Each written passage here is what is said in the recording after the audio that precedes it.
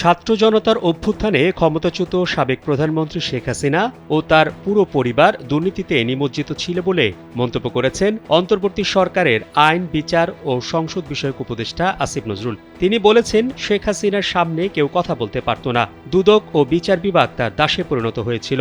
দুদক কর্মকর্তাদের উদ্দেশ্যে আইন উপদেষ্টা বলেন, প্রমাণ করুন আপনারা আসলেই ভালো পরিবেশ পেলে ভালো কাজ করতে পারেন। এক আলোচনা সভায় আসিফ নজরুল এসব কথা বলেন।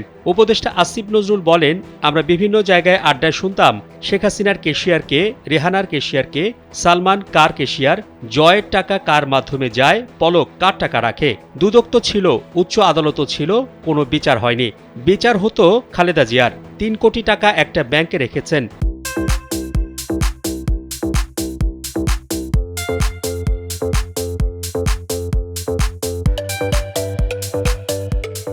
শুধু প্রক্রিয়াগত ভুলের জন্য ৩ বারের সাবেক প্রধানমন্ত্রীকে ১০ বছরে জেল দিয়েছিল দুদক ও বিচার বিভাগ মিলে। এ সময় অতীতে কালো টাকা বৈধ করার সুযোগ দেওয়ার সমালোচনা করেন ইফতেখারুজ্জামান।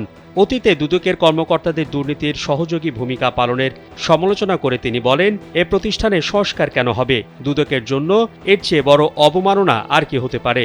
এর কারণ, একদিকে দুদক দুর্নীতির সহায়ক ভূমিকা পালন করেছে, অন্যদিকে তারা নিজেরাও দুর্নীতিতে নিমজ্জিত ছিল।